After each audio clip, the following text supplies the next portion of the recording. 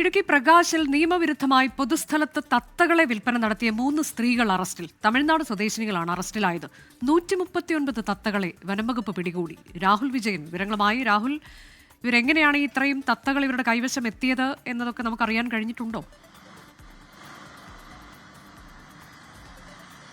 അനുജ, ഇതിൽ ഏറ്റവും പ്രധാനപ്പെട്ട കാര്യം വന്യജീവി ആക്ട് ഷെഡ്യൂൾ 2 പ്രകാരം ഈ തത്തകളെ കൈവശം വെക്കുന്നതും വിൽപ്പന നടത്തുന്നതും ക്രിമിനൽ കുറ്റമാണ്. ഈ പശ്ചാത്തലത്തിലാണ് ഈ പ്രകാശ് സിറ്റിയിൽ ഈ 3 തമിഴ് സ്ത്രീകൾ എത്തി ഈ തത്തകളെ വിൽപ്പന നടത്തിയത്. 139 തത്തകളായിരുന്നു ഇവരുടെ പക്കലുണ്ടായിരുന്നത്. അത് കൂട്ടിലടച്ച രീതിയിലായിരുന്നു. മാത്രമല്ല, ഇതിന് വിൽപ്പന നടത്തുന്നതിന് വേണ്ടി ഇതിനെ പാക്ക് ചെയ്ത് കൊടുക്കാൻ വേണ്ടിയുള്ള സംവിധാനങ്ങളും ഇവരുടെ കൈവശമുണ്ടായിരുന്നു. പിന്നീട് ആ നാട്ടുകാരിൽ ആരോ ഒരാൾ ഇടുക്കി ഫ്ലൈയിംഗ് സ്ക്വാഡ് DFOനെ വിളിച്ച് ഇത്തരത്തിൽ ഈ തത്തകളെ വിൽപ്പന നടത്തുന്ന കാര്യം അറിയിക്കുകയായിരുന്നു. ഇതിന് പിന്നാലെ കാഞ്ചിയാർ ഫോറസ്റ്റ് സെക്ഷനിലെ ഓഫീസർമാരെത്തി ഇവരെ പിടികൂടുകയായിരുന്നു. 400 മുതൽ 600 രൂപ വരെ വിലയ്ക്കാണ് ജോഡികളെ വിറ്റിരുന്നത് എന്നുള്ളതാണ് അറിയാൻ കഴിഞ്ഞിരിക്കുന്നത്. തമിഴ്നാട് പൊള്ളാച്ചിയിൽ നിന്നുള്ള നരിക്കുറവന്മാരിൽ നിന്ന് ശേഖരിച്ച തത്തകളെയാണ് ഇവിടെ കൊണ്ടുവന്ന് വിറ്റത് എന്നുള്ളതാണ് ഈ സ്ത്രീകൾ പോലീസ് ഈ വനംവകുപ്പിന് മൊഴി നൽകുകയും ചെയ്തിട്ടുള്ളത്. എന്തായാലും ഇവരെ കോടതിയിൽ ഹാജരാക്കി റിമാൻഡ് ചെയ്യുകയും ചെയ്തിട്ടുണ്ട്. ഇതിലൊരു 6 തത്തകൾ ചത്തുപോയിരുന്നു. ബാക്കിയുള്ള 133 തത്തകളെ വനത്തിൽ തുറന്നുവിടുമെന്നും വനംവകുപ്പ് അറിയിച്ചിട്ടുണ്ട്. അനുജ, ഇടുക്കി പ്രകാശ് സിറ്റിയിലാണ് നിയമവിരുദ്ധമായി പൊതുസ്ഥലത്ത് തത്ത വിൽപ്പന നടത്തിയ 3 സ്ത്രീകൾ അറസ്റ്റിലായത്. ഇവർ